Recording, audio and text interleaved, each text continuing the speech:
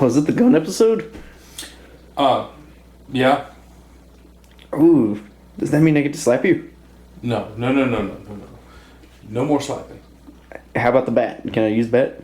No, we're definitely not using that bat. That hurt. Oh, what can I use then? I'll tell you what. Let's not do no violence this time, okay?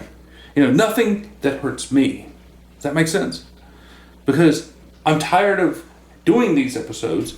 You punching me in the face, hitting me with a bat. I'm done with it. Just nothing that hurts me. Understand? We can do whatever you want to, but nothing that hurts me. Got it? Sure, I guess. I think I put the mess to clean this with in the other room. I'm gonna go get it real quick.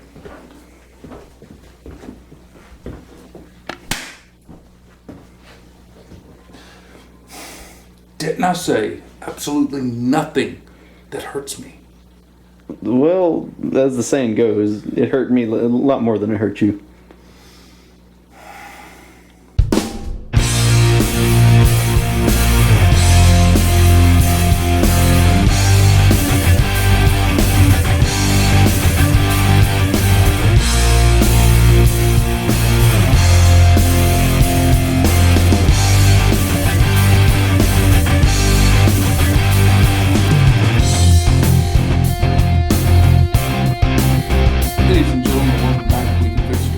Together we can fix just about anything. Today on We Can Fix It, we will be taking apart and repairing, well not repairing, but cleaning this 12 gauge shotgun and my other weapon, which is a 22. And I'll bring that out here in a minute. This is just going to be just a little bit of a cleaning deal. We're not going to go too awful crazy with this. Just clean it, that's the main thing. I'll oil it up and all that good stuff, but that's pretty much going to be it for this episode. So, without further ado, let's take this thing apart real quick. Alrighty, we had to take a little break because I had to do a little research. This is a gun made by Savage Arms. And I'll have to look at my phone again, but this is just a 12 gauge shotgun. We're going to confirm clear first. Nothing in there. Nothing in there. Alright, so the original gun, I have to get my phone back out, was a Savage Arms Model 720 shotgun. And you can look this up online. The biggest difference between the guns is how this one is smooth. The Savage 720 had a flat back plate. This right here did not come up to the back. They are a desirable gun. To my knowledge, this is the second iteration of that gun. Let me see if I can just give you guys a little bit of a sneak peek. I'm going to try to post the picture online, and we'll give you a little bit of a better view of it. But like I said, I believe this to be the second iteration. The deal with this, one of the things this gun is it really doesn't have a sight. You have these grooves on the bottom that you look through, and then you have a little BB right here on the end that you have to fire with. So it's not a practical gun for aiming if you're not used to aiming. Because that BB can be off and you'll have to tweak that, and you kind of have to play with the gun to get it to where you like it, and it's very difficult to aim with. Trust me, I have not hit anything with it yet.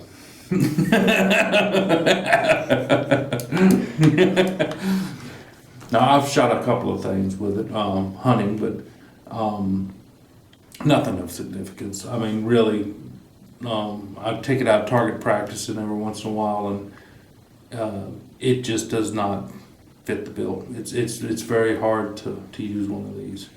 Well, this one, for me, put it like that, for me.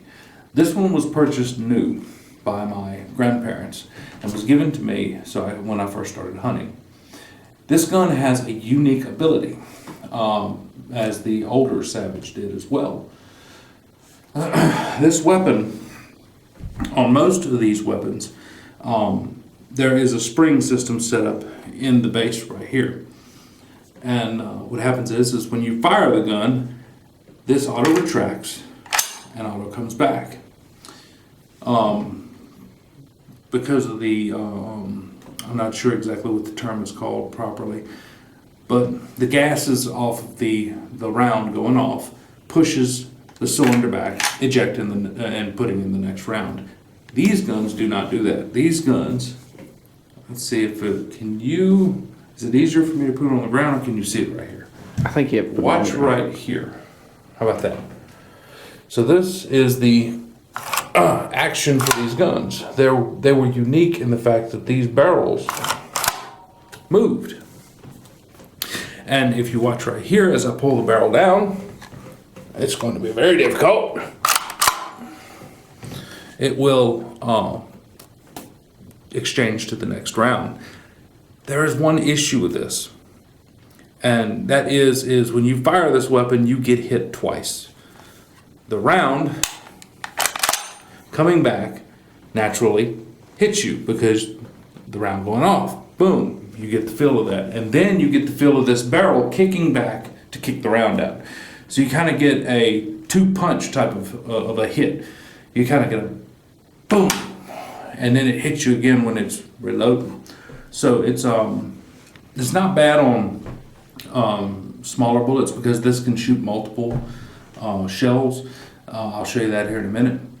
And but if you put like double or triple odd buck in this bad boy, it hurts. To me, it hurts because I'm not used to shooting bigger rounded weapons. But like I said, I think the main fact is because this hits me the second time. It's a wild feeling when you shoot one of these guns. To me, anyway. And I've shot regular shotguns and all, but this one is just unique in the way that it's built. So you have your natural, you have safety right there. As we did, we confirmed that it was cleared. So this gun can be torn apart fairly easy by turning this. Regular shotguns, I believe. Uh-oh. Uh-oh. Oh no. Yeah. Oh crap.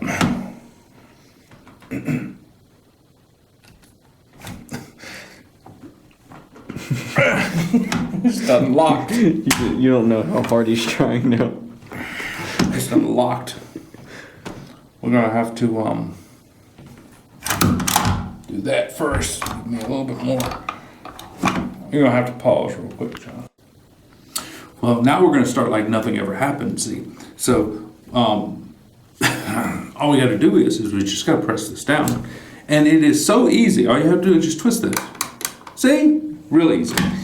So you have to make sure that this is closed first. Then push down on this and screw that. Now some of these guns, this style they come apart like this. But here's the unique portion of this weapon.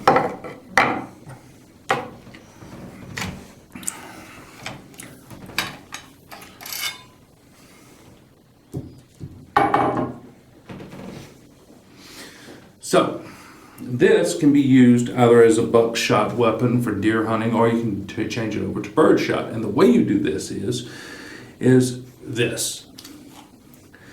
This is a type of a braking system.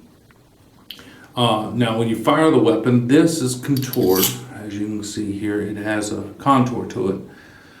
And it will squeeze this because the other end of the weapon, this, is also contoured.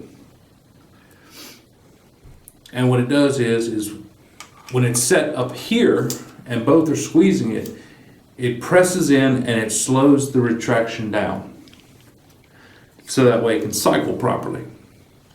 But if I was to do this,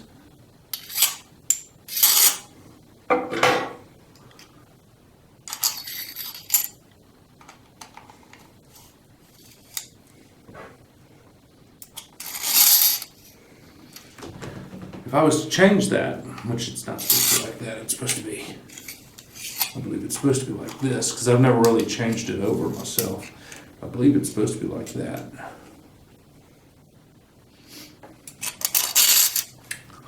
If you switch it over and put this brake on the bottom, I'm not positive if that's the correct way to put it on, but I believe it is. But you put that brake on the bottom, and you can shoot bird shot, because now it's easier to pull down, because it won't tighten up on this rail here and stop its motion. So it's a unique fact about these weapons that they can easily shoot bird shot with no issue.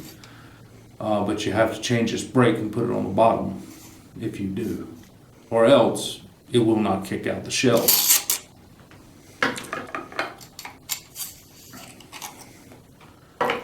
And this is about as far as I'm taking it down. This right here is just held in by this little screw right here, but I'm not taking it down.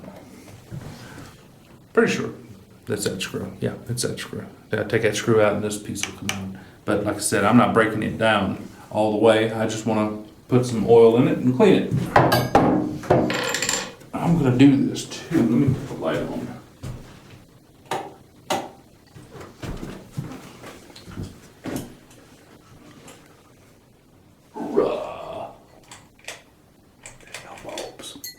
I know, but there's some up on the top. Alright, so this, I'm just going to spray some of this lubricant down in here. Just to get it all lubricated up. This one is actually starting to rust because I have not messed with it in so long. Tell you how long it's been since I've messed with it. This boy on the camera right here won't even born yet. And I was still in school, so probably over 40 years ago. You can tell he's old. I'm not old, I'm just young-ish. He's getting to the late stages.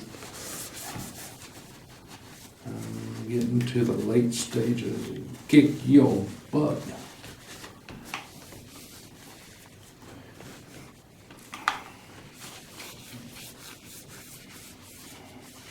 I adore this weapon. Like I said, my grandparents got it for me, and it's like a car that, well, like my grandfather's Nova or my Camaro. I do not plan on getting rid of them because I want to keep them in the family for the fact that I am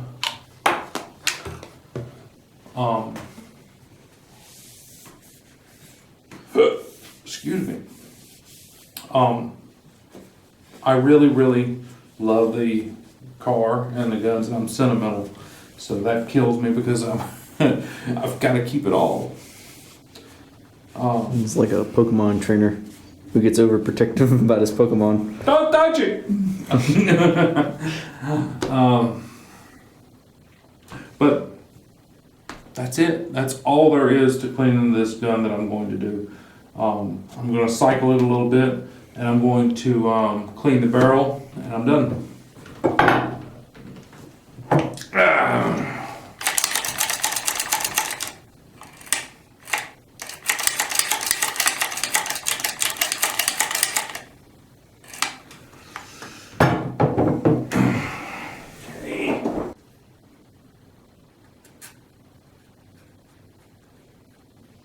And I've cleaned this weapon's barrel a few times, but I just want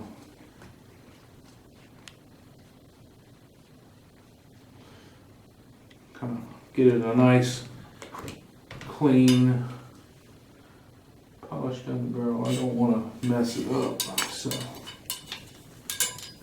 I'm not going to put nothing in there besides this.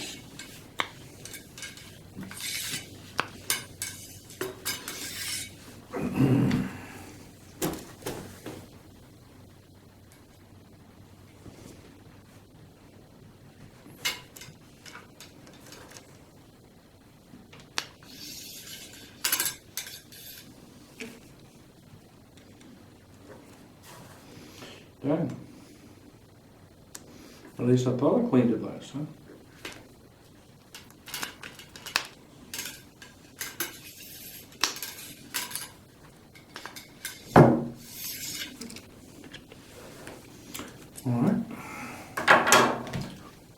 And then all of this goes back together just the way it came off. So you go and clean this in? Yeah, I'm gonna clean it when I put it back together. Alright. So, this first.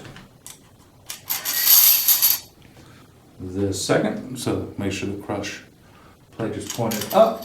The flat is on the spring. The brake is what I call it. It goes on next. And from my knowledge, these don't wear out, even though it looks like it's brass. It doesn't wear out. I mean, brass, copper.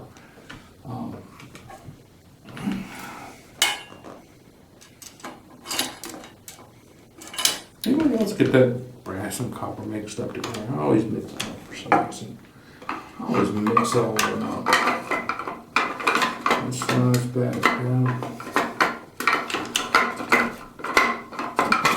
There you go. That slides back down.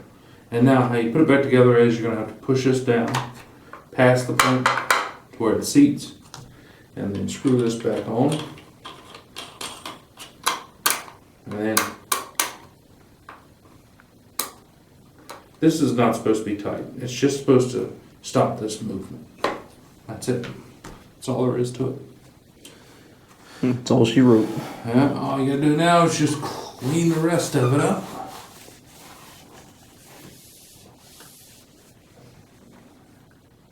And we're done with that gun. Alright, so this is my 12 gauge, 22. This is my 12 gauge 22. It's my 22 long rifle. This was owned by my great-great-grandfather. It was passed down to my grandfather, which my grandfather gave it to me. The reason my grandfather gave it to me was for all of my life and a bit of my grandfather's, it was sitting on the wall in this manner. There is a plate right there holding it together. There is no backing here. This is just tape. And this was the state that it was in. I ended up finding a used stock for the gun.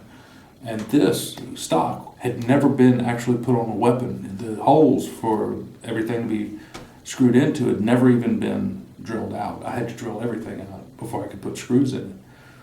And this one is, I love this gun to death. Again, sentimental person. So, we just confirm it's clear. We're gonna do a quick cleaning on it, and that's gonna be it. We did not even have this clip for the bullets for this gun when I first started. I ended up having to source a clip for this weapon. So my great-grandfather went to some tobacco auctions, and they were giving this away. They were raffling it off, and he did not win it. He wanted to win it, and he didn't. Somebody he knew won this weapon. My great-grandfather tried to buy it off of him. He wouldn't sell it. So raccoon hunting is big here, and or was at one point. And that guy that won this gun, his son took it out raccoon hunting.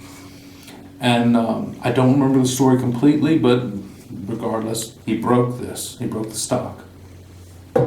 Well, after he broke the stock, he ended up selling the gun to my great-grandfather.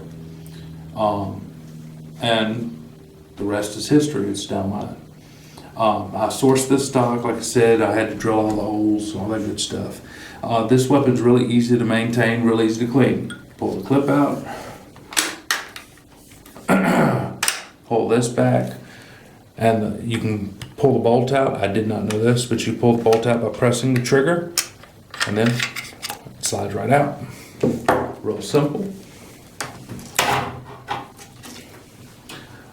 And then we're going to run this down the barrel just to clean it a little bit. Because I have only shot it a couple of times myself. I'll probably do a better in-depth cleaning of it later.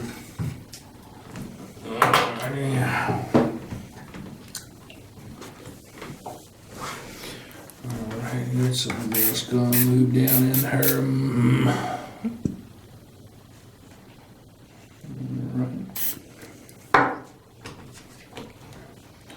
this thing was in such disrepair that none of this wanted to work properly. I ended up taking it to a buddy of mine, and he soaked it in a solution and got it working. And it works like a charm. I mean, it even brought out the red here a little bit. It's supposed to be red in the back when it's ready to fire.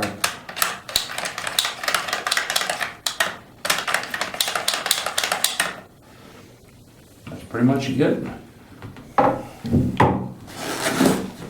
Now these guns had a safety in which this is the safety right here. That's safe. And that's ready.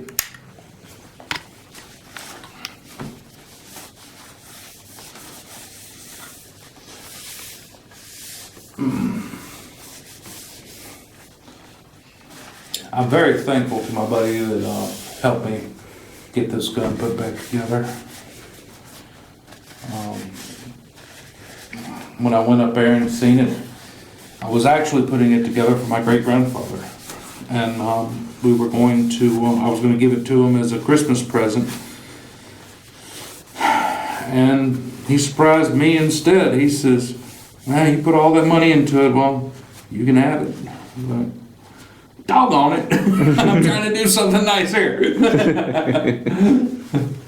So, but it's okay. It's all right. It's still in the family. That's all that matters. Let's slide that back up in now. Oh, wait. It'll work if you put it in right. All right. That one's got a little bit of a tricky magazine. Yeah, it goes in at an angle. So you don't, it's kind of like a banana clip.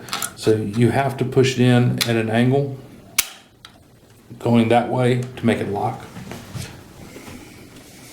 Fun fact, some weapons in this era did not come with a number.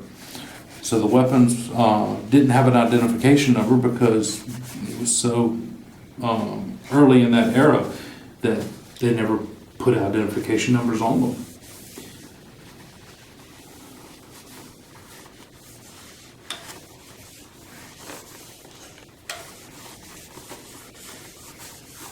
Alrighty. So I'm just going to do a quick cleaning of this because it sits up as a reminder of what it used to look like. Just to tidy it up, we'll put it back in its place.